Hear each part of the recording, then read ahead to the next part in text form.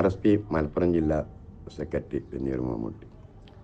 ഇന്ന് എൻ ശ്രീകണ്ഠൻ നായരുടെ 37ാം ചരമ ദിനമാണ്. ഇന്ന് 37 വർഷം പിന്നിട്ടു ചേട്ടൻ മരിച്ചു. ചേട്ടനെ ആദ്യമായിട്ട് കാണുന്നത് കൊല്ലത്ത് ചിന്നക്കടയിലുള്ള UTUC ഓഫീസിൽ വെച്ചാണ്.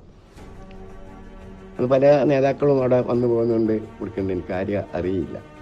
ശ്രീകണ്ഠൻ ചേട്ടനെ ഞാൻ കണ്ടു. പിന്നെയാണ് ഞാൻ മനസ്സിലാക്കുന്നത് ശ്രീകണ്ഠൻ ചേട്ടനാണ് അത് എന്ന്. വലിയ കൊമ്പം വീശിയും കാര്യം ഒരു ആചാനഭാവം. അങ്ങനെ ചേട്ടനായിട്ട് എനിക്ക് അടുത്ത് ഇടപഴകാൻ ഒരുപാട് അവസരങ്ങൾ എനിക്ക് കിട്ടി. ഈ അവസരങ്ങൾ കിട്ടിയത് കൊണ്ട് ചേട്ടനായിട്ട് വളരെ അടുക്കാനും കഴിഞ്ഞു. പിന്നെ ഏത് സമയത്ത് ചേട്ടൻ എവിടെ ഉണ്ടെങ്കിലും ആ പ്രദേശത്ത് ഞാനും ഉണ്ടെങ്കിൽ ചേട്ടനെ പോയി കാണലും പിടിക്കലും.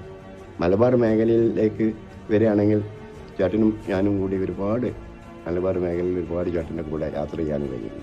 കണ്ണൂർ, കൈമൻ്റെ അടുത്ത് ഇങ്ങനെയുള്ള പല ആൾക്കാരുടെ അടുത്തും എനിക്ക് ചേട്ടൻ്റെ കൂടെ യാത്ര ചെയ്യാനും കഴിയും.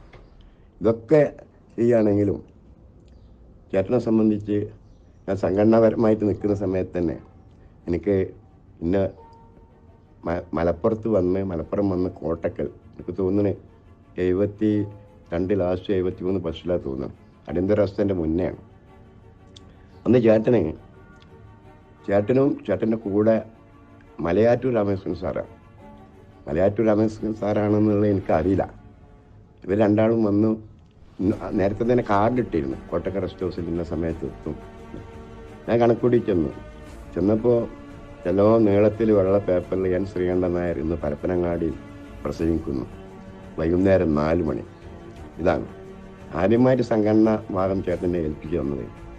അത് കൊണ്ടുപോയി പരപ്പനങ്ങാടി എല്ലാ ഭാഗത്തും പൊട്ടിക്കാനും അത് കഴിഞ്ഞ് അവിടുന്ന് ഒരു ഉച്ചഭാഷണി ഏൽപ്പിക്കാനും പറഞ്ഞു. ഈ ഉച്ചഭാഷണി എന്താണെന്നുള്ളത് എനിക്ക് അത്രത്തോളം അറിയില്ല. പിന്നെ തിരുത്തിയിട്ട് പിന്നെ പറഞ്ഞു ഇവിടെ എന്താ ഇങ്ങനെയുള്ള ഇതിനാണ്. ഞാൻ പറഞ്ഞ ഇവിടെ മയക്കാന്നാണ് ഇതിന് പറയുക. അങ്ങനെ അതും ഏൽപ്പിച്ചു. ഇതെല്ലാം അവിടെ കൊണ്ട് ഇതാക്കി ഒരു 4 മണി ആയ സമയത്ത് ചേട്ടനും മലയാറ്റൂർ രാമകൃഷ്ണൻ സാറും അവിടെ വന്നു ഉച്ചഭാഷണമൊക്കെ ഫിറ്റ് ചെയ്ത് പിടിച്ചെല്ലാം കഴിഞ്ഞതിന് ശേഷം ഈ മലയാറ്റൂർ രാമകൃഷ്ണൻ സാർ എന്നോട് പറഞ്ഞു, ഞാൻ ശ്രീകണ്ഠൻ നായർ ഇന്ന് ഇവിടെ പ്രസംഗിക്കും എന്ന് മാത്രം ഈ ഉച്ചഭാഷണയിൽ കൂടി പറയാനും വിചാരിക്കും. ഞാൻ ഒരു 5 മിനിറ്റ് കഴിയുമ്പോൾ ഇങ്ങനെ പറഞ്ഞു കഴിഞ്ഞ് 5 മണിക്ക് അവിടെ ചേട്ടൻ സംസാരിച്ചു. കോടതി പഠിക്കലാണ്. അനവധി ഞാൻ എൻ്റെ ജീവിതത്തിൽ കമ്മ്യൂണിസ്റ്റ് പ്രസ്ഥാനങ്ങളെ ഇതിലും ചേട്ടൻ വന്നതുകൊണ്ട് അപ്പോഴും ഞാൻ മനസ്സിലാക്കേണ്ടത് ചേട്ടൻ ഇത്ര വലിയ ഒരു മഹാവ്യക്തിയാണോ എന്നുള്ളത് ഞാൻ ആ സമയത്ത് മനസ്സിലാക്കി. അതെല്ലാം കഴിഞ്ഞു. ഞങ്ങൾ അവിടുന്ന് പരപ്പനങ്ങാടിൽ നിന്ന് ചെമ്മാട് വന്നു. ചെമ്മാടിൽ നിന്ന് വെഞ്ഞൂർ വന്നു. വെഞ്ഞൂർ വന്നിട്ട് പിന്നെ വെഞ്ഞൂരിൽ നിന്ന് കോട്ടക്കൽ. അപ്പോൾ കൂടെ ഉണ്ടായിരുന്നത് അപ്പോഴും എനിക്കറിയില്ല രാമകൃഷ്ണൻ സാർ മലയാറ്റൂരാണെന്ന്. പിന്നെ ഇങ്ങനെ ഒന്ന് മാസങ്ങളോളം കഴിഞ്ഞതിന് ശേഷമാണ് മലയാറ്റൂർ സാറാണെന്ന് എനിക്ക് തിരിച്ചറിവും. പിന്നെ അദ്ദേഹത്തിന് ആദ്യം തന്നെ അറിയാം, മലയാറ്റൂർ സാറും മരിക്കുന്നതുവരെ ഞാൻ നല്ല ബന്ധങ്ങൾ. ആ ബന്ധങ്ങൾ എനിക്ക് അരക്കിട്ട് ഉറപ്പിച്ച് തന്നത് ശ്രീകണ്ഠൻ ചേട്ടനാണ്. ആ കാലയളവിൽ തന്നെയാണ് ഞങ്ങൾ ഇവിടെ RSP കുറച്ച് ചെറുപ്പക്കാർ 6 ആൾ കൂടിയിട്ടാണ് ഒരു RSPയുടെ കമ്മിറ്റി ഇവിടെ രൂപീകരിച്ചത്. അത് സഖാവ് TK ദിവാനാണ് ഉദ്ഘാടനം ചെയ്തത്. അന്ന് RSPയുടെ ജില്ലാ സെക്രട്ടറി പൊന്നാനിയുള്ള സ്വാതന്ത്ര്യ സമര സേനാനിയായ CP മുഹമ്മദാണ്. ആ കമ്മിറ്റിയിൽ ഉണ്ടായിരുന്നൊരു ഞങ്ങളൊക്കെ ചെറുപ്പക്കാരാണെങ്കിലും കൂടുതൽ വിദ്യാഭ്യാസമുള്ളത് സഖാവ് AB പാസിൽ എന്ന് പറഞ്ഞ ഒരു സഖാവാണ്. അദ്ദേഹം ഡിഗ്രി വിദ്യാർത്ഥിയാണ്. അദ്ദേഹത്തെ സർപ്പം കടിച്ചു. ഞങ്ങൾ കോട്ടക്കൽ കൊണ്ടുപോയി. അവിടുന്ന് അത് കഴിഞ്ഞതിന് ശേഷം മെഡിക്കൽ കോളേജിൽ കൊണ്ടുപോകാൻ പറഞ്ഞു. മെഡിക്കൽ കോളേജിൽ അഡ്മിറ്റ് ചെയ്ത് ഒരു വൈദ്യസഹായമൊന്നും നല്ലത്ര കിട്ടാത്ത തോന്നിയപ്പോൾ പെട്ടെന്നാണ് എനിക്ക് ചേട്ടന് ഓർമ്മ വന്നത്. അപ്പോൾ ചേട്ടൻ്റെ ടെലിഫോൺ നമ്പർ എൻ്റെ കയ്യിൽ നിന്ന്. ലൈറ്റിംഗ് ആൾ ഞങ്ങൾക്ക് ഫോൺ ചെയ്യണമല്ലോ. ലാസ്റ്റിൽ താഴെ ഉള്ള ഒരു ഹോട്ടലിൽ വന്ന് കയറ്റി വരും. ഞങ്ങൾ ഫോൺ തിരഞ്ഞെടുക്കുകയാണ് ഏത് കടയിലാണ്. ഒരു ഹോട്ടലിൻ്റെ കാശുകാരെ ടേബിളിൻ്റെ മുകളിൽ ഒരു ഫോണുണ്ട്. അയാളെ സഹായത്താൽ ചേട്ടന് ഒരു ലൈറ്റിംഗ് കാർഡ് അടിക്കാൻ കഴിഞ്ഞു. ലൈറ്റിംഗ് കാർഡ് അടിക്കാൻ കഴിഞ്ഞപ്പോൾ ചേട്ടൻ കൊല്ലത്തില്ല, കണ്ണൂരാണ്. പക്ഷേ ആ ഫോണെടുത്ത ആ ബന്ധപ്പെട്ട അവർ ചേട്ടനെ കണ്ണൂർക്ക് അറിയിച്ചു. അതിൻ്റെ അടിസ്ഥാനത്തിൽ ചേട്ടൻ മെഡിക്കൽ കോളേജിൽ വന്നു. മെഡിക്കൽ കോളേജിൽ വന്ന് അവർ അടിയന്തരാവസ്ഥയാണ് അന്ന്. മെഡിക്കൽ കോളേജിൽ വന്ന് വേണ്ട കാര്യം ഒക്കെ നടന്നു. പിന്നെ കാര്യങ്ങളൊക്കെ ചോദിച്ചറിഞ്ഞ് മനസ്സിലാക്കി കഴിഞ്ഞപ്പോഴാണ് ഞാൻ മനസ്സിലാക്കേണ്ടത് അന്ന് അവിടെ AKG, അരങ്ങിൽ ശ്രീധരൻ ഇവരൊക്കെ ഒരു വാർഡിൽ ഉണ്ട്. ഇവരെ അറസ്റ്റ് ചെയ്താണ്. ജയിലിൽ നിന്ന് വന്നതാണ് ഒരു ഹോസ്പിറ്റലിലേക്ക്. അങ്ങനെ ആദ്യം ഈ വാസുവിൻ്റെ അടുത്ത് നിന്ന് വരുന്ന സമയത്ത് CV ശിവാരും ഒപ്പം കൂടി. CV ശിവാരും ചേട്ടനും അടുത്ത സുഹൃത്തുക്കളാണെന്ന് എനിക്ക് മനസ്സിലാക്കാൻ കഴിഞ്ഞു. നേരെ വാസുവിൻ്റെ അടുത്ത് വന്നപ്പോൾ വാസുവിന് അന്ത്യശ്വാസം വലിച്ചുകൊണ്ടിരിക്കുക. അത് കഴിഞ്ഞു. അതിൻ്റെ മരണം ഉറപ്പായതിൻ്റെ ശേഷം ഞങ്ങൾ അവിടുന്ന് നേരെ വന്ന് ഈ ഇവർ കിടക്കുന്ന ഷെല്ലിക്കാണ്. അത് വേറെ അവിടെ ഹോസ്പിറ്റലിലെ ജീവനക്കാരനാണ് ഷെല്ലൊക്കെ കാണിച്ചത്. അവിടെ ചെന്ന് അരങ്ങിൽ ശ്രീന്ന് ചോദിച്ചു. വേറെ ഒന്നുമില്ല. അപ്പോഴും ചേട്ടൻ പറഞ്ഞ് വളർന്നു വരുന്നൊരു വൃക്ഷം അസ്തമിച്ച് പോകുന്നു ചോദിക്കണം. പിന്നെ അവർ എന്തൊക്കെ സംഭാഷണമൊക്കെ നടത്തി. അതിൻ്റെ ശേഷം ഞങ്ങൾ ആംബുലൻസിൽ അവിടുന്ന് ബോഡി എടുത്ത് നാട്ടിലേക്ക് വന്ന് ചേട്ടനും കാറിൽ പുറകിൽ അങ്ങനെ വെന്നൂർ വന്ന് ഇവൻ്റെ വീട്ടിലേക്കൊന്നും പോകാൻ ചേട്ടന് കഴിയില്ല. ചെങ്കുത്തായം കുന്നാണ്, ഇറങ്ങാനൊന്നും കഴിയില്ല. 1 മണിക്കൂറിൻ്റെ മേലെ ഇവിടെ വെന്നൂർ അങ്ങാടിയിൽ നിന്ന് പിടിച്ചു. എന്തെങ്കിലും സാമ്പത്തിക സഹായമൊക്കെ വേണമെന്ന് വെച്ചു. ഒന്നും വേണ്ട, നല്ല സാമ്പത്തികമുള്ള കുടുംബമാണെന്നൊക്കെ പറഞ്ഞു ചേട്ടൻ നേരെ അമ്പലപ്പുഴക്കാണ് പോകുന്നത്. പിന്നെ അതിൻ്റെ ശേഷം ചേട്ടനും ഞാനും തിരുവനന്തപുരത്തായാലും മറ്റുള്ള സ്ഥലങ്ങളിൽ നിന്നായാലും എപ്പോഴും കാര്യങ്ങളൊക്കെ ബന്ധപ്പെട്ട്. പിന്നെ എനിക്ക് വലിയൊരു ആഗ്രഹമായിരുന്നു ഡൽഹി കാണണം. പൈസ എങ്ങനെയാലും സ്വരൂപിച്ചാലും ഡൽഹിയായിട്ട് ബന്ധമുള്ള ഞാൻ ചേട്ടനോട് എന്നും പറയും. ആദ്യം കാണുമ്പോൾ തന്നെ എന്നാ ചേട്ടാ ഞാൻ ഡൽഹി പോകണേ, ഞാനും പോരുന്നതെന്ന്. അങ്ങനെ പല തവണ ആവർത്തിച്ചുകൊണ്ടേയിരുന്നു. ഒരു ദിവസം ഇതേമാതിരി പോസ്റ്റ് വഴി ഒരു കാർഡ് വന്ന് പാലക്കാട്, ഇന്നത്തെ പാലക്കാട് ജംഗ്ഷൻ വലവക്കോട്, അവിടെ 5 മണിക്ക് വലവക്കോട് എത്താനാണ് എന്നോട് പറഞ്ഞു. അപ്പോൾ അതിൽ അടിക്കുറിപ്പുണ്ട് കാർഡിൽ മുറുക്കാൻ വാങ്ങാനുള്ളതാണ്. ഞാൻ അതൊക്കെ സ്വരൂപിച്ച് പിടിച്ച് 5 മണി കണക്ക് തന്നെ ഞാൻ കൃത്യമായിട്ട് പാലക്കാട് എത്തി. സുമാർ ഒരു 8 മണി ആയിട്ടുണ്ടാവും. ആ സമയത്താണ് വണ്ടി വന്നത്. അങ്ങനെ ചേട്ടൻ്റെ കൂടെ ഞാൻ ആദ്യമായിട്ട് ആ വണ്ടി കയറി ഡൽഹി. പിറ്റേന്ന് രാവിലെ മദ്രാസിലെത്തി. പിന്നെ വൈകുന്നേരമാണ് മദ്രാസിൽ നിന്ന് ഡൽഹിക്ക്. അപ്പോഴും ചേട്ടന് ഈ പുസ്തകങ്ങൾ വായിക്കലും കുടിക്കലും ഇതൊക്കെയാണ്. ചില സ്റ്റേഷനിൽ എത്തുമ്പോൾ എന്നോട് പറയുന്നത് ഇന്ന സ്റ്റേഷനാണ്, ഇവിടുത്തെ ഒരുപാട് പ്രത്യേകതയുള്ള സ്ഥലങ്ങളാണ് മറ്റുള്ളതെന്നൊക്കെ ഇങ്ങനെ പറഞ്ഞു. പിൽക്കാലത്താണ് ആ സ്ഥലമൊക്കെ ഞാൻ ശരിക്കുള്ള എൻ്റെ ഓർമ്മയിൽ വന്നത്. അവിടെയൊക്കെ ആഗ്ര, അതേമാതിരി മധുര, അങ്ങനെയുള്ള ഇതൊക്കെ പിൽക്കാലത്താണ് ഇനി വലിയ പ്രഗത്ഭമായിട്ടുള്ള വലിയ നാടുകളാണത്, ചരിത്രം ഉറങ്ങിക്കിടക്കുന്ന നാടുകളാണെന്നൊക്കെ പിന്നെയാണ് ഞാൻ മനസ്സിലാക്കുന്നത്. അങ്ങനെ എൻ്റെ ആദ്യമായിട്ടുള്ള ഡൽഹി യാത്ര ചേട്ടൻ്റെ കൂടെയാണ്. അതിൻ്റെ ശേഷം പല തവണ ഞാൻ ഡൽഹിയിൽ പോയിട്ടുണ്ട്. പിന്നെ അവസാനം ഞാൻ പോയത് നമ്മുടെ പാർട്ടി അഖിലേന്ത്യാ സമ്മേളനത്തിൽ. അതേമാതിരി ഒരു ദിവസം അന്ന് അടിയന്തരാവസ്ഥ അവിടുന്ന് ഒരു മാസം കഴിഞ്ഞിട്ട് തോന്നുന്നു അടിയന്തരാവസ്ഥ പ്രഖ്യാപിച്ചു. ഇവിടെ നാട്ടിലൊരു വില്ലേജ് ഓഫീസർക്ക് ഒരു സസ്പെൻഡ് വന്നു. അയാൾ പല വഴികളും തേടി. ഇവിടെ പ്രഗത്ഭരായ പല രാഷ്ട്രീയ പാർട്ടികളുണ്ട്. ഐക്യമുന്നണിയാണ് ഭരിക്കേണ്ടത്. ദേവസാർ റവന്യൂ മന്ത്രിയാണ്. അങ്ങനെ അവസാനം അയാൾ എൻ്റെ അടുത്ത് വന്നു. അപ്പോൾ എനിക്കും അതിനെപ്പറ്റി അത്ര കൂടുതൽ അറിയില്ല. ഞാനും അയാളും കൂടി നേരെ തിരുവനന്തപുരത്ത് പോയി. അന്ന് രാവിലെ തന്നെ ട്രെയിൻ ഇറങ്ങി ഇടുമ്പത്തിന് ദേവസാറെ വീട്ടിൽ പോയി. ദേവസാറെ ഒരു കാര്യങ്ങൾ പറഞ്ഞ ഒരു പെറ്റീഷൻ ഉണ്ടായിരുന്നു. പെറ്റീഷനും കൊടുത്തു. ദേവസാറെ എൻ്റെ ഗുണവും ദോഷമൊന്നും പറഞ്ഞില്ല. അത് പിന്നെ വേറെ ആൾക്കാർ അങ്ങോട്ട് കാര്യം വന്നപ്പോൾ ഞാൻ റൂമിൽ നിന്ന് ഞാനത് പുറത്തേക്ക് ഇറങ്ങിയത്. അത് കഴിഞ്ഞ് കുളിയും കാര്യമൊക്കെ കഴിഞ്ഞ് അവിടെ നിന്ന് കിടന്നുറങ്ങി. വൈകുന്നേരം ഒരു 4 മണിൻ്റെ ശേഷം ഞാൻ പാർട്ടി ഓഫീസിൽ ചെന്നു. ഞാൻ പാർട്ടി ഓഫീസിലേക്ക് ചെല്ലുമ്പോൾ TK ദിവാകരനും ദേവസാറും ശ്രീകണ്ഠൻ ചേട്ടനും കൂടി എന്തോ ആ മുറ്റത്തുനിന്ന് എന്തോ സംസാരിക്കുന്നുണ്ട് ഗേറ്റിൻ്റെ അടുത്ത്. എന്നെ കണ്ട പാടേനെ പിന്നെ എപ്പോൾ വന്നു പറഞ്ഞു. ഞാൻ രാവിലെ വന്നേക്കണാണ്. അപ്പോൾ ഈശ്വരൻ തന്നെ രാവിലെ എൻ്റെ അടുത്ത് വന്നിരുന്നു. ടീക്കനെ അന്ന് കണ്ടില്ല, ടീക്കനെ അവിടെ വെച്ചിട്ടേ കാണുന്നു. അങ്ങനെ എനിക്കാണെങ്കിൽ അത്രത്തോളം വലിയ മര്യാദ ഒന്നും അറിയില്ല. ഇവരിൽ നിന്ന് സംസാരിക്കുന്നത് ഞാൻ നേരെ ഡയറക്റ്റായിട്ട് തന്നെ കഴിയും. അപ്പോൾ എന്തേ വന്നു പറഞ്ഞപ്പോൾ ഞാൻ കാര്യങ്ങൾ അവിടുന്ന് ഒരു 3 നാളും കേൾക്കാൻ പറഞ്ഞു. ഇന്ന കാര്യത്തിന് വന്നേക്കണ്ട, ഇന്ന രൂപമാണ്, ഇന്ന ഇതാണെന്ന്. പിന്നെ അവരെന്തൊക്കെ 1-2 ചോദ്യങ്ങളൊക്കെ ചോദിച്ചു. അത് കൃത്യമായിട്ട് എനിക്ക് പറയാൻ കഴിഞ്ഞതുമില്ല. അതിൽ ശ്രീകണ്ഠൻ ചേട്ടൻ പറഞ്ഞ് ഏത് പയ്യനവിടെ കൂടുതൽ നിർത്തരുത്, അതെന്താ വെച്ചാൽ ഇതാകും ചെയ്തിട്ട് പയ്യനെ എടുത്ത് വിടണമെന്ന് പറഞ്ഞു. അന്ന് നളിനാസം എന്ന് പറഞ്ഞ ആളാണ് ആഫീസ് സെക്രട്ടറി പാർട്ടി, നളിനാസം എന്ന് പറഞ്ഞ. അപ്പോൾ എന്നോട് പറഞ്ഞ അവനോട് വരും പറയും ഞാൻ പോകുമ്പോൾ എന്നെ കാണണമെന്ന് പറയുന്നിട്ട് അവനായിട്ട് കാണണമെന്നാണ്. അതും പറഞ്ഞ് ഞങ്ങളവിടുന്ന് പോകുന്ന പിറ്റേന്ന് തന്നെ രാവിലെ പാർട്ടി ഓഫീസിൽ വന്നപ്പോൾ നളിനാശം പറഞ്ഞ് സെക്രട്ടേറിയറ്റൊക്കെ എല്ലാം പറഞ്ഞിരിക്കുന്നു, ഞാനും വരെ കൂടെ എന്നും പറഞ്ഞ് സെക്രട്ടേറിയറ്റ് കാര്യം മറ്റുള്ള കാര്യങ്ങളൊക്കെ ചെയ്തു തന്നു. അയാളെ സർവീസിലിരിക്കെ ഒരു അന്വേഷണം നടത്താനുള്ള ഒരു ഓർഡറാണ് കിട്ടിയത്. അത് കിട്ടിയത് നോക്കുമ്പോൾ അപ്പോഴാണ് ഞാൻ അറിയാം ശങ്കുണ്ണിവാരനാണ് റവന്യൂ ബോർഡ് സെക്രട്ടറി, അവിടെ മലപ്പുറം കളക്ടറായിരുന്നു.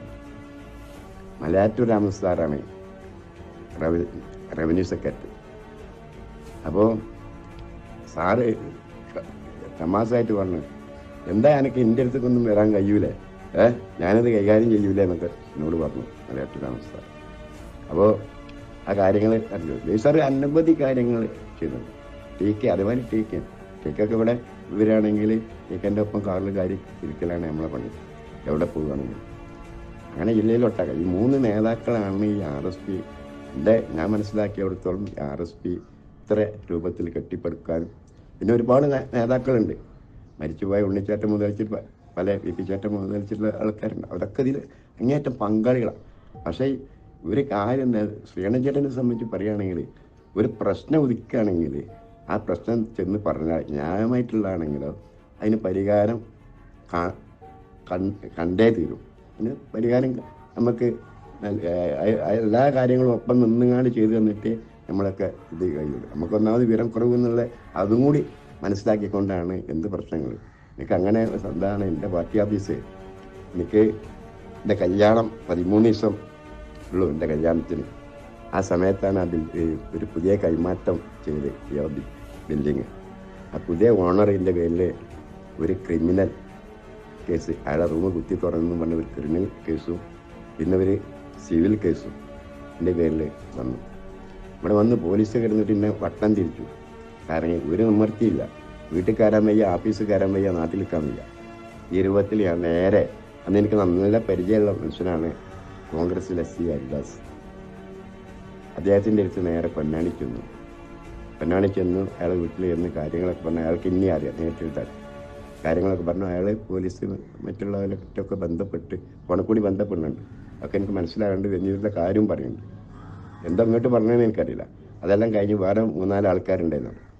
അതും അവരൊക്കെ പിരിച്ചുവിട്ടിട്ട് എനിക്ക് കൊല്ലത്തേക്കുള്ള വണ്ടിക്കൂലിയും തന്നു കണ്ണൻ ചേട്ടനെ പോയി കാണാൻ പറ്റും. ഞാനവിടെ ചെന്ന് കൊല്ലത്ത് ഇറങ്ങിയപ്പോൾ ചേട്ടനെ കിട്ടാനുള്ള മാർഗമില്ല. ഒരു 1-2 ആൾ പറഞ്ഞ അമ്പലപ്പുഴ ആയിരിക്കുന്നു. അപ്പോൾ ഞാൻ അമ്പലപ്പുഴയായിട്ട് ബന്ധപ്പെടാൻ ശ്രമിച്ചപ്പോൾ അമ്പലപ്പുഴ ഇല്ല. അന്ന് ഈ മൂർത്തി സാറാണോ എനിക്ക് ഇല്ല, ഈ കോർപ്പറേഷൻ മേയറായിരുന്ന മൂർത്തി സാറാണോ വേറെ ആരാണെന്ന് അറിയില്ല. എന്നോട് പറഞ്ഞ് ചേട്ടൻ പുനല്ലൂരാണ്. അവരോട് ഞാൻ പറഞ്ഞു എനിക്ക് വ്യക്തമായിട്ട് ഇന്ന ആൾക്കാരാണെന്നല്ലോ, 1-2 പേരുണ്ട്. ഏതാ കൊച്ചുകൃഷ്ണൻ തന്നെ ഒരു സഖാവുണ്ട്, ഒന്ന് മൂർത്തി സാറുമാണ് എൻ്റെ ഓർമ്മ. പറഞ്ഞു അങ്ങനെയാണ്. അപ്പോൾ ഞാൻ അവരോട് ഈ കാര്യങ്ങൾ പാർട്ടി ഓഫീസിൻ്റെ കാര്യങ്ങളൊക്കെ അവതരിപ്പിച്ചു. അവർ ചേട്ടനായിട്ട് ബന്ധപ്പെട്ടു. ചേട്ടൻ രാത്രി ചേട്ടനും നേരിട്ട് ബന്ധപ്പെട്ട് കൊല്ലം ഗസ്റ്റ് ഹൗസിൽ പോയി. ഗസ്റ്റ് ഹൗസിൽ നിന്നാണ് അങ്ങനെ ഗസ്റ്റ് ഹൗസിൽ പോയി. ഗസ്റ്റ് ഹൗസല്ല, റെസ്റ്റ് ഹൗസ്, ഇവിടെ ഈ ചിന്നക്കടൻ്റെ അടുത്ത് റെസ്റ്റ് ഹൗസിൽ പോയി. അവിടുന്ന് ചേട്ടനോട് കാര്യമൊക്കെ പറഞ്ഞു. ചേട്ടൻ ഇതിന് വേണ്ടുള്ള അന്ന് IG പിന്നെ IG ആണ്. IG ശിങ്കാരവേലുമാണ്, വേറെ ആരാന്ന് അറിയില്ല, എനിക്ക് അത്രത്തോളം അറിയില്ല. DGP ഇങ്ങനെയുള്ള സസ്യമില്ലാത്ത കാലമാണ് തോന്നുന്നു. അന്ന് പോയി വേണ്ട കാര്യങ്ങളൊക്കെ ചെയ്ത് എന്നോട് തന്നെ ധൈര്യമായിട്ട് നാട്ടിൽ പോയിക്കുക, ഒരു പോലീസും തിരഞ്ഞു വരില്ല പറഞ്ഞ മാതിരി തന്നെ അവിടെ വന്ന് എൻ്റെ കല്യാണമൊക്കെ പിടിച്ച് കഴിഞ്ഞതിന് ശേഷം മലപ്പുറം CI ഒരു പോലീസുകാരനെ പറഞ്ഞയച്ചിട്ട് എന്തായാലും വരണം, ഞാൻ കൊന്നാൽ പോവില്ല, പോകാതെ പിന്നെ അങ്ങനെ ബന്ധപ്പെട്ട് ലാസ്റ്റിൽ പോയപ്പോൾ എൻ്റെ പേരിൽ കേസ് എടുക്കാനില്ല. ആ കേസ് ഒതുക്കി തീർത്ത് കോംപ്രമൈസ് ആക്കാൻ വേണ്ടിയിട്ടുള്ള ഒരു കാര്യങ്ങൾ അതൊക്കെ ചേട്ടനാണ് അതൊക്കെ ചെയ്തത്. ഇങ്ങനത്തെയുള്ള നല്ല ഇത് പ്രവർത്തകരെ ശരിക്കും തിരിച്ചറിയാൻ കഴിയുള്ള ഒരു വ്യക്തിയാണ്. പിന്നെ അതുപോലെ തന്നെ എനിക്ക് ചേട്ടൻ ഒരുപാട് വലിയ വലിയ ആൾക്കാരെ പരിചയപ്പെടുത്തുന്നത് ഇന്നവരാണ്. അതിൽപ്പെട്ടാണ് തലരി നോവലിസ്റ്റ് ശിവശങ്കരപ്പിള്ള ചേട്ടനായിട്ട് ഞാൻ വളരെ അടുത്തുകൊണ്ട് നിൽക്കുന്ന ആ കാലഘട്ടത്തിലാണ് പിന്നെ ചേട്ടൻ എന്നോട് പറഞ്ഞത് ശ്രീകണ്ഠൻ ചേട്ടൻ്റെ 3 പുസ്തകമാണ് ശ്രീകണ്ഠൻ ചേട്ടൻ എഴുതിയിട്ടുണ്ട് അന്ന്. പിന്നെ എഴുതിയെന്നുള്ളത് എനിക്കറിയില്ല. ഒന്ന് ചലോ ഡൽഹി, ഒന്ന് വഞ്ചിക്കപ്പെട്ട വേണാൽ, ഒന്ന് എൻ്റെ അമ്മ. തഴിച്ചേട്ടൻ എന്നോട് പറഞ്ഞ് കുഞ്ഞെ നീ ചേട്ടൻ്റെ എൻ്റെ അമ്മ പറഞ്ഞ പുസ്തകം വായിക്കാൻ വേണ്ടി പറഞ്ഞു. ഞാൻ ആ പുസ്തകം തിരഞ്ഞു നടന്ന് ലാസ്റ്റിൽ കോഴിക്കോട് പോയിട്ട് പിന്നെ MBS ബുക്ക് സ്റ്റാളിൽ നിന്ന് എനിക്ക് പുസ്തകം കിട്ടി. അന്ന് ആ ബുക്കിന് 250 രൂപ ചിലവ്. അത് വാങ്ങി വായിക്കുമ്പോഴാണ് ചേട്ടൻ ആ കാലത്ത് അമ്മ മരിക്കണ സമയത്ത് ചേട്ടൻ കോഴിക്കോട് ജില്ലാ ജയിലിലാണ്. അമ്മൻ്റെ അസുഖം മൂർജിച്ചത് പറയാൻ തഴിച്ചേട്ടൻ വന്നു ചേട്ടനോട് പറഞ്ഞപ്പോൾ ചേട്ടൻ പറഞ്ഞേ ജയിൽ ചാടാൻ എനിക്ക് നിഷ്പ്രയാസമാണ്, പക്ഷെ ഞാൻ ചാടിയാൽ പോലീസ് അമ്മൻ്റെ അടുത്ത് എത്തുക, എന്തായാലും അമ്മയുടെ അടുത്ത് എത്തുമല്ലോ. അപ്പം അമ്മ അന്ത്യശ്വാസം വലിക്കുമ്പോൾ എൻ്റെ വിലങ്ങ് കാണണ്ട, അതിലും നല്ലത് മാതൃഭൂമി എന്ന അമ്മനെ സ്നേഹിച്ചുകൊണ്ട് ഞാൻ ഇവിടെ നിൽക്കാം, നീ പോ എന്നാണ് പറഞ്ഞത്. ഇതുപോലൊക്കെ തന്നെ നല്ല ജീവചരിത്രങ്ങളും സമരങ്ങൾ, അതിൽ ഒരുപാട് സമരത്തിൻ്റെ ഇതുണ്ട്. ഒരുപാട് അന്ന് ആ കാലത്ത് ഒക്കെ മലയാള മാസമാണ് സമരത്തിൻ്റെ ഇതിൽ കുറിച്ചിട്ടുണ്ട്.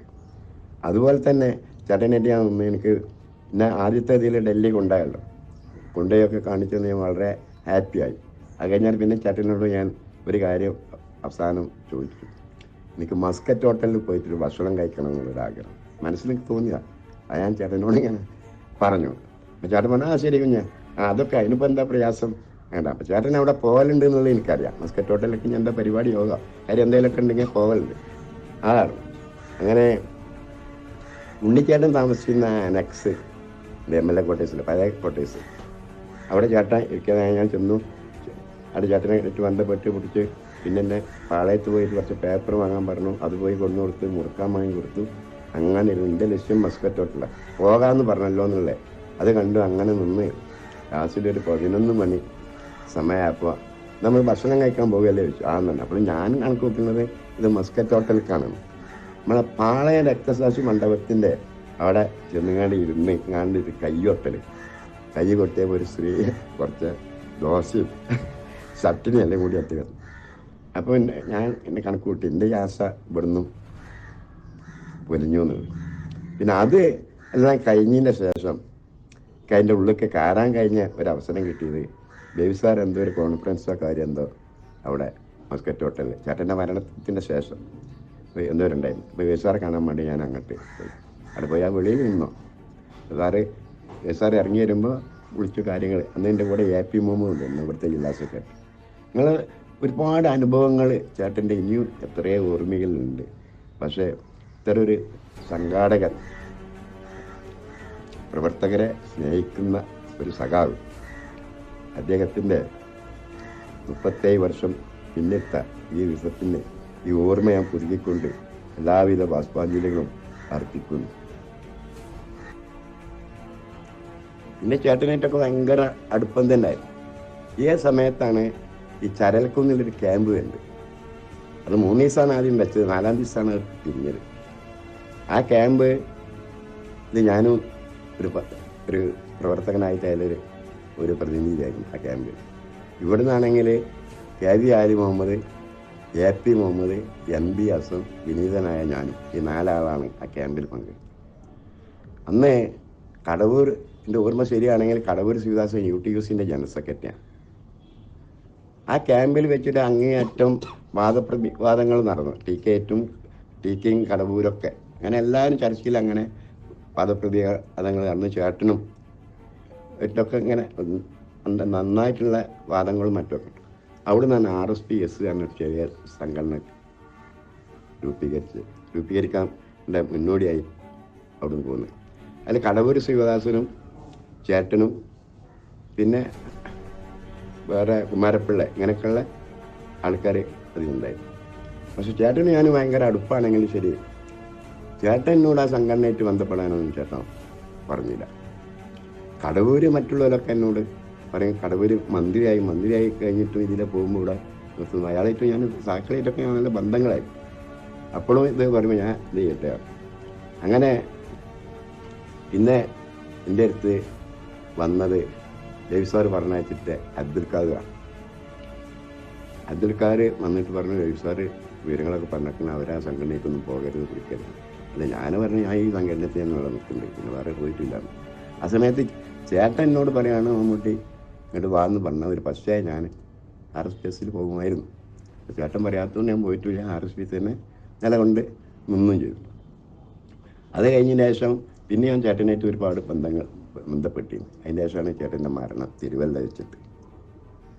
വെച്ച് ചേട്ടൻ്റെ മരണം അറിഞ്ഞ പാട് ഞാൻ കൊല്ലത്തെത്തുമ്പോൾ ആ ശവമഞ്ചത്തിൻ്റെ ഒരു ഭാഗത്ത് ബേസാറാണ്, ഒരു ഭാഗത്ത് കടവൂര്, അങ്ങനെയാണ് വന്നത്. അപ്പോൾ അതെല്ലാം കഴിഞ്ഞ് ഞാൻ അത്രയും ഇതുണ്ടായി. ഇതിൻ്റെ ഇടയിൽ ഒരുപാട് എനിക്ക് ഓർമ്മകൾ ഒരുപാടുണ്ട് കാര്യങ്ങൾ.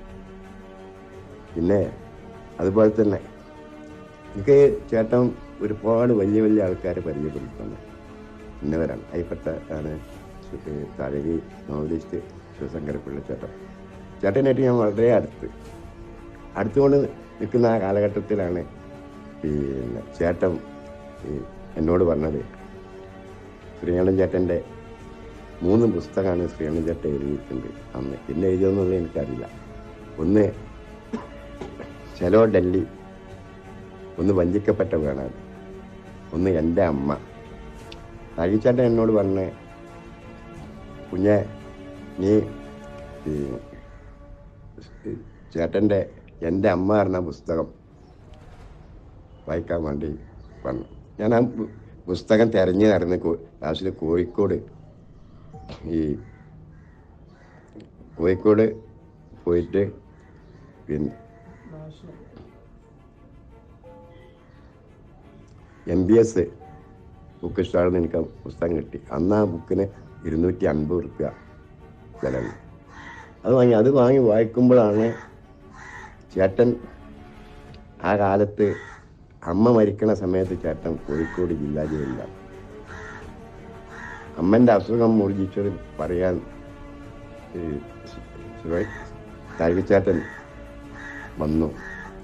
വന്നു ചേട്ടനോട് പറഞ്ഞപ്പോൾ ചേട്ടൻ പറഞ്ഞേ, ജയിൽ ചാടാൻ എനിക്ക് നിഷ്പ്രയാസമാണ്, പക്ഷെ ഞാൻ ചാടിയാൽ പോലീസ് അമ്മൻ്റെ അടുത്ത് എത്തുക, എന്തായാലും അമ്മയുടെ അടുത്തേക്ക് എത്തുമല്ലോ. അപ്പം അമ്മ അന്ത്യശ്വാസം വലിക്കുമ്പോൾ എൻ്റെ വിലങ്ങ് കാണണ്ട, അതിലും നല്ലത് മാതൃഭൂമി എന്ന അമ്മനെ സ്നേഹിച്ചുകൊണ്ട് ഞാൻ ഇവിടെ നിൽക്കാം, നീ പോ എന്നാണ് വന്നത്. ഇതുപോലൊക്കെ തന്നെ നല്ല ജീവചരിത്രങ്ങളും സമരങ്ങൾ, അതിൽ ഒരുപാട് സമരത്തിൻ്റെ ഇതുണ്ട്. ഒരുപാട് തന്നെ ആ കാലത്ത് ഒക്കെ മലയാള മാസമാണ് സമരത്തിൻ്റെ ഇടയിൽ കുറിച്ചിട്ടുണ്ട്.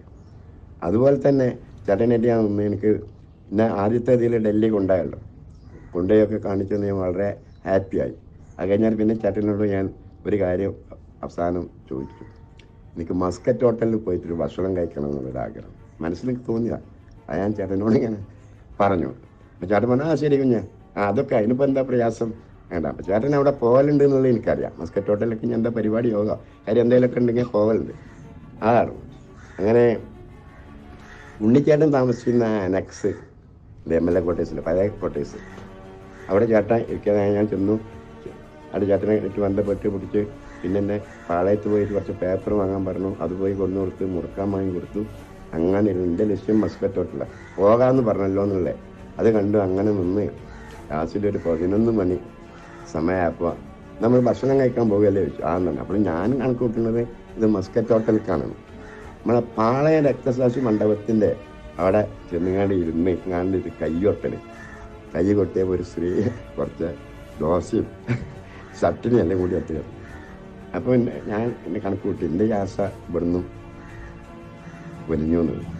പിന്നെ അത് എല്ലാം കഴിഞ്ഞതിൻ്റെ ശേഷം അതിൻ്റെ ഉള്ളിലേക്ക് കയറാൻ കഴിഞ്ഞ ഒരവസരം കിട്ടിയത് ബേബിസാർ എന്തോ ഒരു കോൺഫറൻസോ കാര്യം എന്തോ അവിടെ മസ്കറ്റ് ഹോട്ടലിൽ ചേട്ടൻ്റെ മരണത്തിൻ്റെ ശേഷം എന്തോ ഉണ്ടായിരുന്നു. അപ്പോൾ ബേബിസാറെ കാണാൻ വേണ്ടി ഞാൻ അങ്ങോട്ട് പോയി. അവിടെ പോയി ആ വെളിയിൽ നിന്നോ ബേബിസാർ ഇറങ്ങി വരുമ്പോൾ വിളിച്ച കാര്യങ്ങൾ അന്ന് എൻ്റെ കൂടെ AP മോമും ഉണ്ട്, ഇവിടുത്തെ ജില്ലാ സെക്രട്ടറി. നിങ്ങൾ ഒരുപാട് അനുഭവങ്ങൾ ചേട്ടൻ്റെ ഇനിയും എത്രയോ ഓർമ്മകളുണ്ട്. പക്ഷേ ഇത്തരം ഒരു സംഘാടകൻ, പ്രവർത്തകരെ സ്നേഹിക്കുന്ന ഒരു സഖാവ്, അദ്ദേഹത്തിൻ്റെ 37 വർഷം പിന്നിട്ട ഈ ദിവസത്തിൻ്റെ ഈ ഓർമ്മ ഞാൻ പുതുക്കിക്കൊണ്ട് എല്ലാവിധ ബാഷ്പാഞ്ജലികളും അർപ്പിക്കുന്നു.